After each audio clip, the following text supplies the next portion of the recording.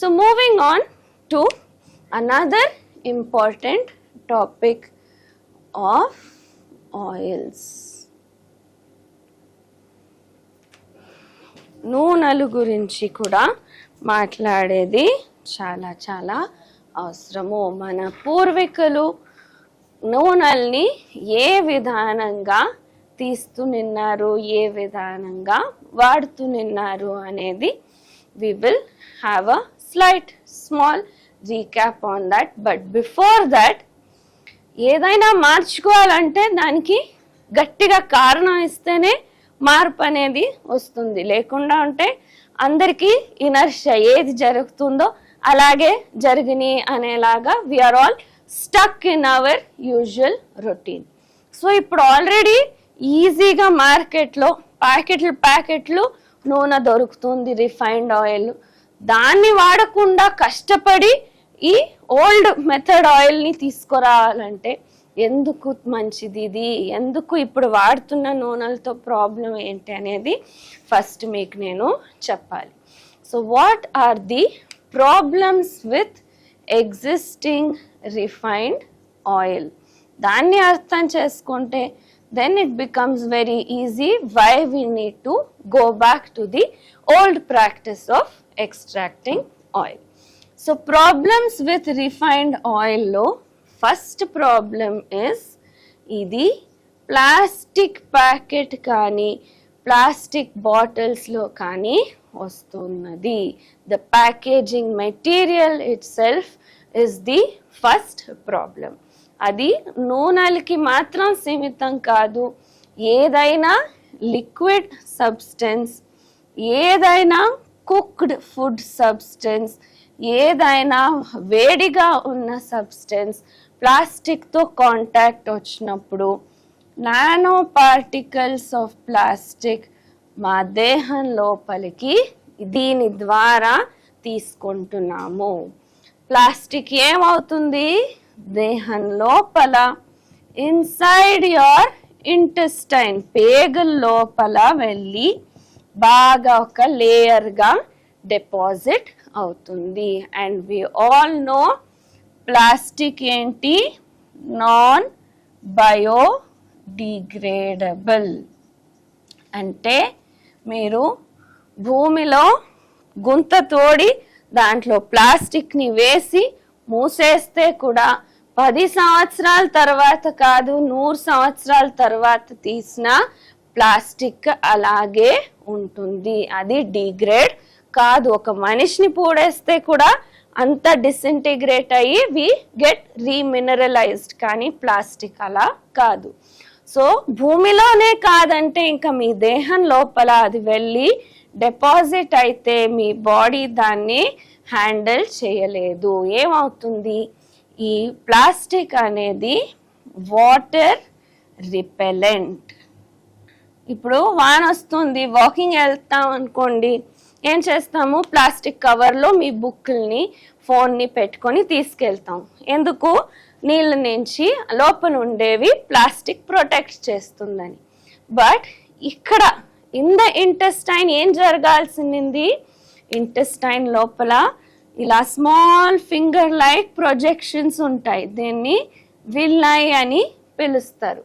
ఏం పని దీనిది? పోషకాంశాలని లోపల నుంచి రక్తానికి పీల్చుకునే పని ఇక్కడ జరగాల్సిన చోట ఇక్కడ ఒక బ్యారియర్ వేసేసాము. మొత్తము వాటర్ రిపెలింగ్ ప్లాస్టిక్ లేయర్ని తయారు చేసాము.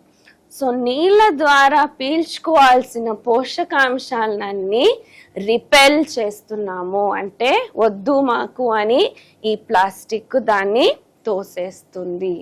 So this is an added reason why we have deficiency of many of the vitamins and minerals.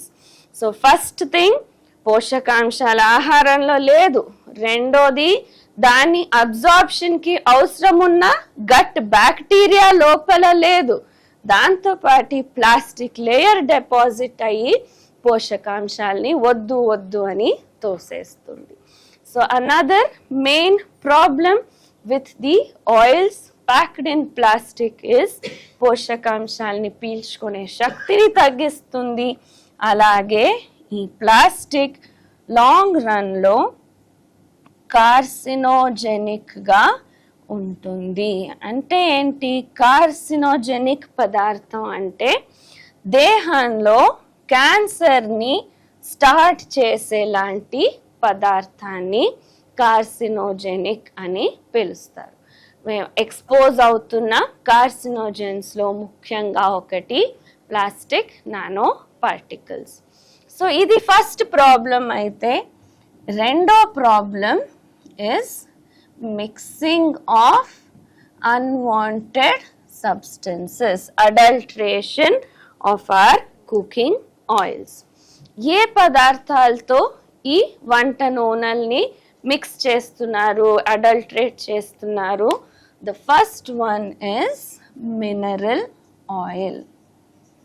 Simple logic మీరు వాడితే తెలుస్తుంది. ఎగ్జాంపుల్ పల్లీలు తీసుకుందాం. మార్కెట్లో పల్లీలు మీకు 100-120 రూపీస్ కేజీకు దొరుకుతాయి. అదే ఆయిల్ తీసేవాళ్ళు హోల్సేల్లో ఎక్కువ క్వాంటిటీలో తీసుకున్నారంటే వాళ్ళకి letters say 90 rupees to 100 rupees లోపల దొరికింది. 90 రూపీస్ కేజీ అనుకుందాం. 1 లీటర్ నూనె కావాలంటే మీరు మినిమం 3 కేజీలు పల్లీలు, మంచి క్వాలిటీ పల్లీలు అంటే 3 కేజీలు వేస్తే 1 లీటర్ నూనె వస్తుంది. So minimum cost of 1 litre పల్లీల నూనె 90 into 3 270 rupees just raw material cost అయింది. దాంతో మీరు ప్యాకేజింగ్ కాస్ట్ యాడ్ చేయండి, ఆ పని చేసే వాళ్ళకి కాస్ట్ యాడ్ చేయండి, ట్రాన్స్పోర్టేషన్ కాస్ట్ యాడ్ చేయండి, అమ్మే వాళ్ళ షాప్ వాళ్ళకి ప్రాఫిట్ ఉన్నది యాడ్ చేయండి. 350 రూపీస్ కింద మీకు పల్లీల నూనె దొరికేదానికి సాధ్యమే లేదు. కానీ మార్కెట్లో మీకు 150-200 రూపీస్కి లీటర్ పల్లీల నూనె దొరుకుతుంది. Same is the example. నేను పల్లీలు చెప్తున్నాను. ఆలివ్ ఆయిల్ అయినా కూడా మీరు దానికి 400 రూపీస్ 500 రూపీస్ ఇస్తున్నారన్నా కూడా అది it is not possible to get that pure oil at that cost. So ఏం జరుగుతుంది? మిక్సింగ్ జరుగుతుంది. ఎలా యుద్ధంలో మిగిలిపోయిన బాంబు మెటీరియల్ని తీసుకొని ఫర్టిలైజర్ తయారు చేశారో అదే రకంగా ఇంకో 2 ఇండస్ట్రీస్లో మిగిలిపోతున్న వేస్ట్ పదార్థాన్ని తీసుకొని మిక్సింగ్ చేసి కల్తీ చేసి వంట నూనెల్ని అమ్ముతున్నారు. సో ఏది అది? మొదటిది మినరల్ ఆయిల్ అని పిలుస్తారు. ఏంటి మినరల్ ఆయిల్ అంటే పెట్రోలియం ఇండస్ట్రీలో క్రూడ్ ఆయిల్ భూమి నుంచి ఎక్స్ట్రాక్ట్ చేస్తే, మీరు విశాఖపట్నం సైడ్ వెళ్తే చూసిండొచ్చు, జస్ట్ సముద్రం నుంచి కొంచెం దూరంలో పెద్ద పెద్ద టవర్ లాంటిది, మా మొబైల్ టవర్ లాంటిది కనిపిస్తాయి. ఏం చేస్తుంటాయి? డ్రిల్ చేసి లోపల భూమి నుంచి ఈ క్రూడ్ ఆయిల్ని ఎక్స్ట్రాక్ట్ చేస్తారు. ఆ క్రూడ్ ఆయిల్ ఎక్స్ట్రాక్ట్ చేసిన తర్వాత దాన్ని వేడి చేస్తారు. వేడి చేసి మళ్ళా కూల్ చేసేటప్పుడు వేరే వేరే టెంపరేచర్స్లో వేరే వేరే ఫాసిల్ ఫ్యూయల్స్ సెపరేట్ అవుతాయి. సో ఫస్ట్ లెవెల్లో మీకు ఎల్పిజి గ్యాస్ లాగా సెపరేట్ అవుతుంది, దాన్ని కుకింగ్ గ్యాస్గా వాడుతున్నాం. ఇంకో లెవెల్లో పెట్రోల్ వస్తుంది, అది వెహికల్స్కి వాడుతున్నాం. ఇంకో లెవెల్లో డీజిల్ వస్తుంది, అది హెవీ ట్రక్స్కి అలాంటి దానికి వాడుతున్నాం. ఇంకా కింద లెవెల్లో కెరోసిన్ వస్తుంది, ముందు వంట చేసుకునేదానికి వాడుతున్నాం, పొగ ఎక్కువ అని వదిలేసాం. అలాగే లాస్ట్లో మిగిలేది. So in the order petrol కాల్స్తే ఎనర్జీ ఎక్కువ వస్తుంది, డీజిల్ కాల్స్తే కొంచెం ఎఫిషియన్సీ తక్కువ, అలాగే కెరోసిన్లో ఇంకా తక్కువ. లాస్ట్లో మిగిలిపోయే మినరల్ ఆయిల్ని మీరు ఎంత కాల్చినా దాని నుంచి ఏమీ యూజ్ ఉండదు, ఎనర్జీ అనేది అంత జనరేట్ కాదు. సో ఈ మిగిలిపోయిన మినరల్ ఆయిల్ని ఏం చేయాలి? దీనికి టేస్ట్ ఉండదు, కలర్ ఉండదు, ఏం ఉండదు, just thin liquid like oil లాగా ఉంటుంది. సో దీనికి ఒక్క డ్రాప్ ఒక కెమికల్ వేస్తే ఇదే ఆయిల్ మీకు సన్ఫ్లవర్ ఆయిల్ లాగా కనిపిస్తుంది, స్మెల్ వస్తుంది, టేస్ట్ వస్తుంది.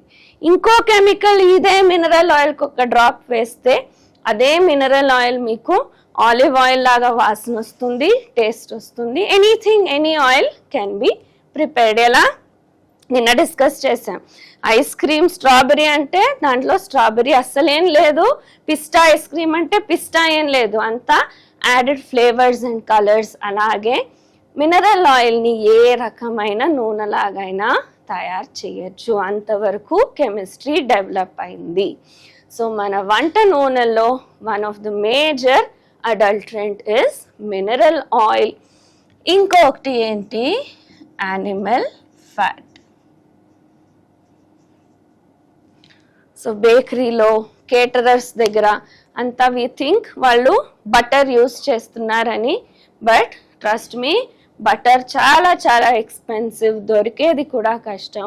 అందరూ వాడేది ఈ animal fat. So like these industries, meat industry also produces large amount of waste. వాడని పదార్థాలు చాలా మిగిలిపోతాయి. అవన్నీ కలిసి ఏం చేస్తారు, పెద్ద పెద్ద బాయిలర్స్లో హీట్ చేస్తారు. సో బాయిల్ చేసినప్పుడు, హీట్ చేసినప్పుడు ఏమవుతుంది, ఫ్యాట్ అనేది, కొవ్వు అనేది పైన తేలిపోతుంది.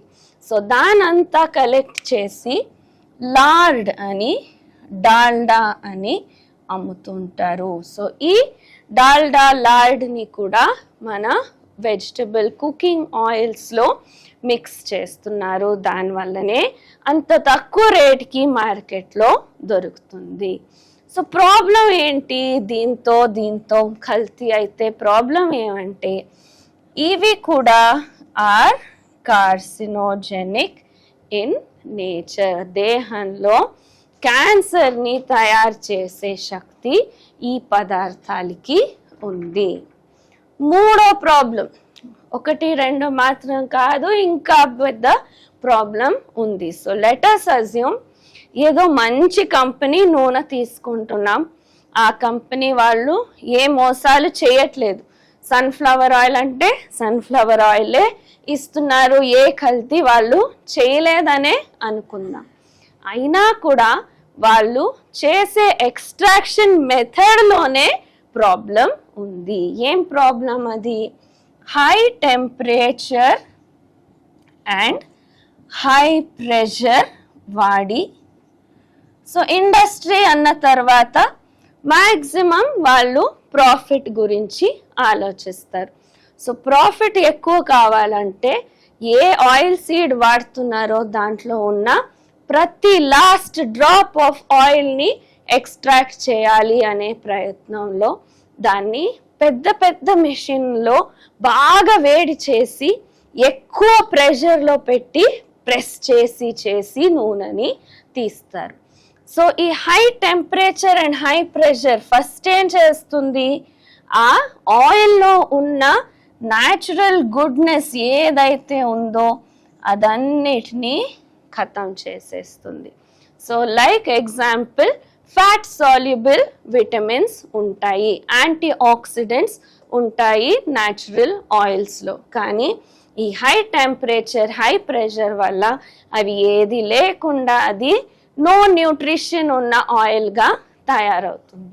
అదంతే కాదు, ఓకే న్యూట్రిటివ్ వాల్యూ ఏం లేదు, 0 అనుకొనైనా వాడదాం అనుకుంటే ఈ హై టెంపరేచర్, హై ప్రెషర్ వల్ల ఫ్రీ రాడికల్స్ అనేది ఈ ఆయిల్లో జనరేట్ అవుతుంది. సో ఫ్రీ రాడికల్స్ అంటే ఏంటి, దే ఆర్ నెగటివ్ చార్జెస్గా మీ దేహంలో వెళ్ళిన తర్వాత they are freely moving about.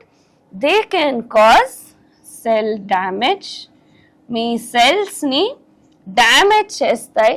సరే ఓకే పర్వాలేదు, డ్యామేజ్ అయితే కొంచెం రిపేర్ చేసుకుందాం అనుకోవచ్చు. సెల్ డెత్కి కారణం అవుతాయి, అంటే సెల్ని మొత్తం చంపేస్తుంటాయి. దేహంలో ఏ భాగంలో అయినా ఇది జరగచ్చు. ఓకే సెల్ డెత్ అయిందంటే పర్వాలేదు, కొన్ని కొత్త సెల్స్తో రీప్లేస్ చేసుకుందాం అనుకోవచ్చు. కానీ they also are carcinogenic in nature.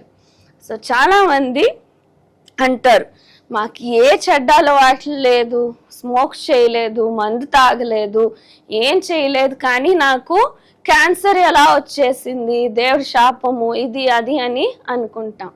ఏం చేయాల్సిన పని లేదు, పాపాలు పుణ్యాలు లేవు. మీరు వంట నూనెలు మార్కెట్ నుంచి తెస్తున్న దాంట్లోనే 1, 2, 3, 4, 5 టైప్స్ ఆఫ్ కార్సినోజెన్స్కి ప్రతిరోజు ఎక్స్పోజ్ అవుతున్నారు. అంటే క్యాన్సర్కి కారణమైన పదార్థాలు డైరెక్ట్ మీ వంట నూనె ద్వారానే, ప్యూర్ అనుకొని వాడుతున్న నూనెల్లోనే 5 రకాలుగా క్యాన్సర్ వచ్చే సాధ్యతలు ఉంటాయి.